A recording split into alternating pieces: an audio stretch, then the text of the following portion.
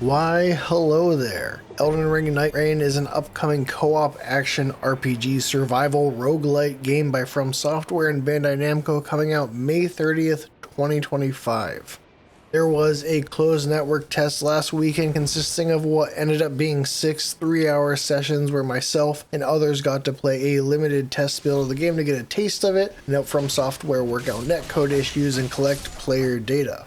As you'll see in this footage, this is a spin-off Elden Ring game using Elden Ring combat, in which you and 2 other players go around off-brand Limgrave called Limveld, leveling up and collecting weapons by beating enemies and looting chests to get stronger as a Fortnite-style circle closes in. There were 2 slightly remixed versions of the map available in the CNT that had different enemies and bosses, and the loot you found was generally different every time, with the exception of items like Crimson Flask increases, which would always be found in a Church of Marika. While the combat and world of Nightreign is very much a derivative of Elden Ring, there are some key differences. One of the most fundamental differences is that it's just faster and more frantic on a fundamental level. You don't have Torrent, but you don't need him because you move faster. You can vault up walls, use spirit springs, and take spectral hawks around the map. You don't have time to think about things for too long with the rain closing in, so as a group you need to make decisions about where to go, what to fight, and how to distribute loot quickly. The other big fundamental difference in Nightreign is that you play as a specific character. They have set stats and set stat progression as you level up quickly near graces. Each character also has unique special abilities and ultimates that make for different playstyles and roles within the group. There were 4 characters available in the network test out of 8 that will be available in the full game. As one of these characters, you can pick up weapons, consumables, and talismans, but your armor stays the same. Weapons in Nightreign give passive buffs whether they're the active weapon or not, so a big chunk of the gameplay loop is going around and looking for weapons to not only wield that work for your character, but also weapons that buff your character in ways you want. You also get special bonuses for defeating mini-bosses and bosses around the world that will also give you buffs and abilities that will be tied to your character for the entirety of the run. If you die while you're out in the world, you're downed, and a teammate can revive you by dealing damage to you.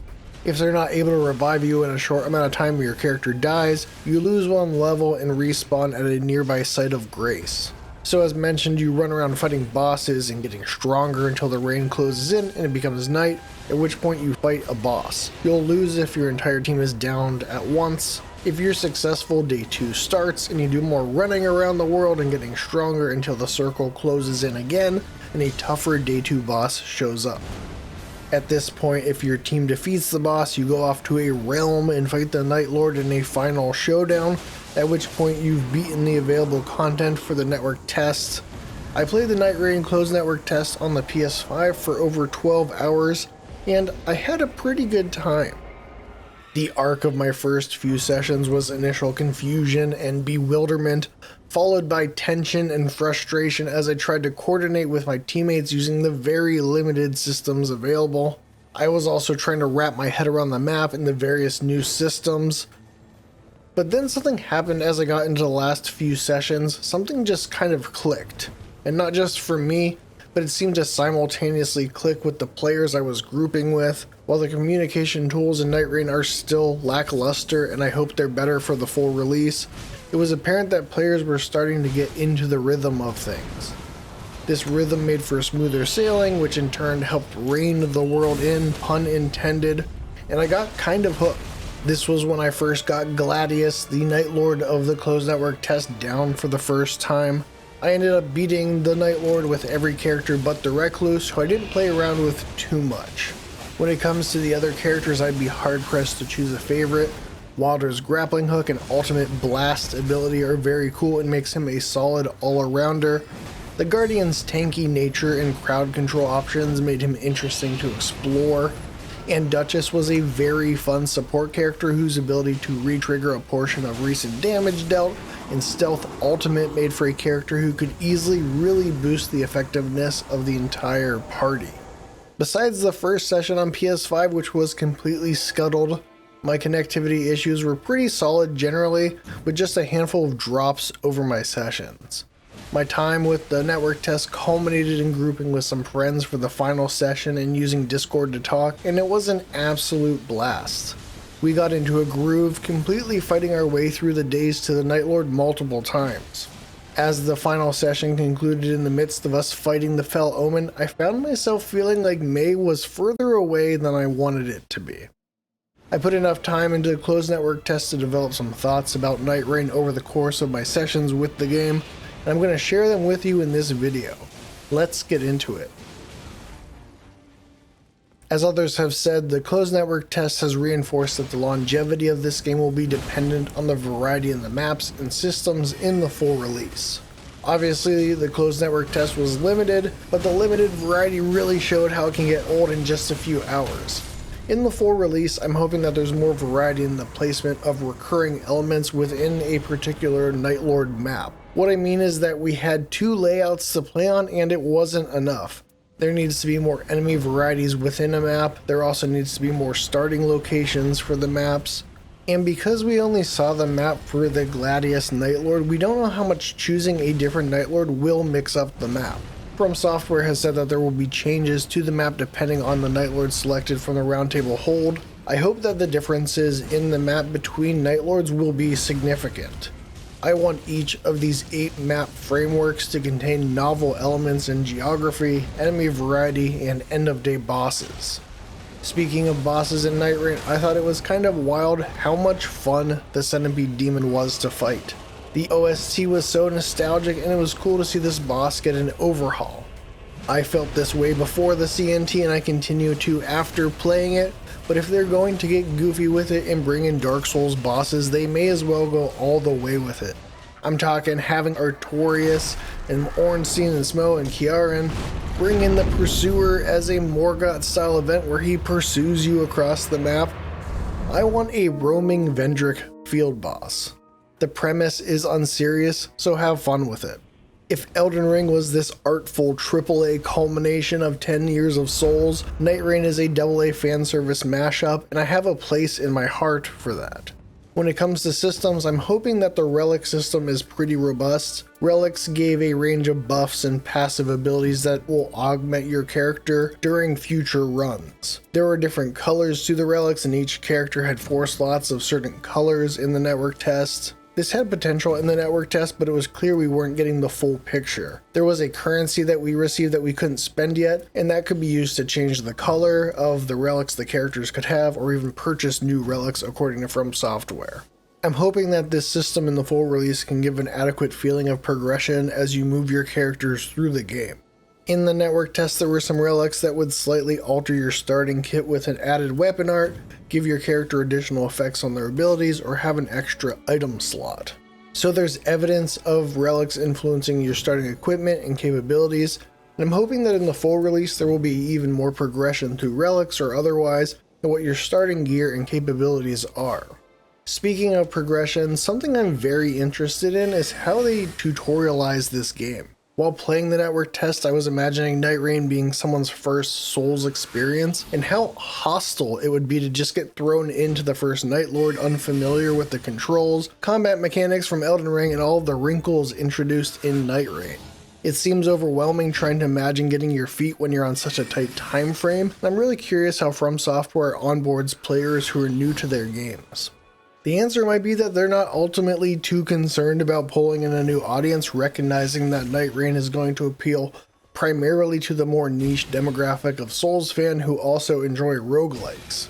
I'm hit squarely at that intersection, and as I've discussed regarding variety, the jury is out for me on whether or not Nightreign really works as a roguelike. What did work for me was how the frantic pacing and roguelike elements encouraged me to use weapons that I didn't spend too much time with in the Elden Ring base game. It's easy in Elden Ring to have a default playstyle to fall back on, but in Nightreign the limited options encouraged me to get out of my comfort zone and pick up a weapon I wasn't as familiar with because it was the right option at the time. While this works conceptually for me, I foresee that if there's not enough variety in weapons and enemies or meaningful differences in variety in the maps, I don't think the roguelike structure will support playing through the game with the 8 characters. As it was, playing with my friends, we got the same map in the network test like 3 times in a row, and we were feeling it pretty hard after just a couple hours. While we can be sure there will be more variety in the full game, I don't think we know enough to be sold on this game having enough variety in its core loop to stay fresh long term and through the 8 characters. The other core roguelike element that showed me some of its potential in the network test was making some wacky run builds. Bosses and rises would contain these orbs that grant buffs and passives. Many of them were not super interesting percentage increases to health or damage to certain enemy types, but there were also some really fun ones. My favorites were those that added an effect to your movement. A few times I got an ability that made lightning strike when I dodged, and one where frost appeared when I started to sprint. Another one of these abilities created a rain of stars effect when I walked slowly for a few seconds. It was interesting during these tense matches to try and tactically slow myself down and bait the enemies to receive a pretty decent amount of damage from the rain of stars. I think these passives were fun because they were effective abilities that fundamentally influenced how I played, and I want to see a lot more of that in the full release. One thing that's already been pretty contentious are the reused assets. The fact is that this game reads like a AA passion project with a humble budget. What I hope is that this reuse is a canny trade-off that leverages the vast library of Elden Ring and Souls assets to provide the variety we've spoken about needing in this game. And even better, this reuse will hopefully allow FromSoft to adequately flesh out the new systems and concepts they're bringing in with Nightreign.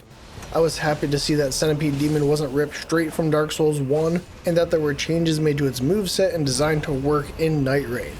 The characters are also very promising, and I'm hoping that the relic and progression systems will make some big differences to the characters from the beginning to end of the game. So while I can see reused assets being intelligently used to spend their time where it counts the most, I do hope they bring in some new weapons and regular enemies in addition to new bosses. With how different the pace and mechanics of Nightreign are, they have the opportunity to make some pretty wild weapons and interesting enemies that would only really work in Nightreign. And here's a small note about the field bosses in Nightreign before I move on. They had really obnoxious leashes. It was a common occurrence to see a field boss disappear and reset to their starting location multiple times during a fight. While this isn't the end of the world, it felt a little janky, and as with many aspects of Nightreign, I am hopeful that this is improved in the full release. An element we haven't gotten to see officially is how solo mode and how duos, if they will implement them, work. I went into the network test feeling like the primary way I'd spend my time with Nightreign is solo or with duos, but over the course of the sessions, this stance changed.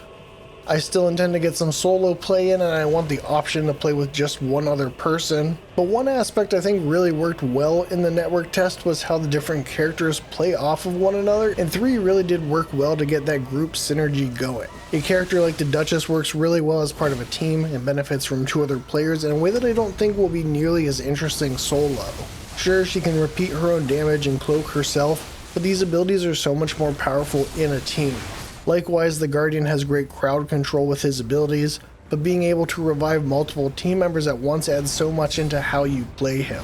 So while I'm still looking forward to these features, I see the vision for 3 players better, and will definitely be grouping up with friends in my community at launch. Which also makes this the perfect time to join my Discord server found in the description below. The last element I want to mention is the story, something that we didn't really see any more about in the network tests. I am the lore hunter and come to the Souls games primarily for the atmosphere and worlds, but I have not been particularly drawn into Nightreign's narrative, largely because we don't really know anything, and theorizing about the shared worlds of Dark Souls and Elden Ring is not compelling to me at all. That being said, I've already found myself interested in the characters of Nightreign. The watchword is hope, and I do hope the codices and character stories provide a bit of the hook that I like. I don't need the story to be particularly serious or expand the world of Elden Ring, but it would add a lot for the characters we spend so much time with to be interesting within the fiction of Nightreign, and for the big bads to have some interesting flavor and add some pathos to fighting them. There you have it, my thoughts on Nightreign after the closed network tests. As I said before, the watchwords are hope and potential. There is potential to these ideas, and I have a certain amount of hope that the vision we got some insight into during the closed network test can be fully realized in the complete game. Did you participate in the closed network test? What are your thoughts about Nightreign? Did the closed network test change your views on the game at all? Let me know in the comments. Please be sure to like this video if you enjoyed it and subscribe to Lore Hunter for more Nightreign content. Thanks for watching.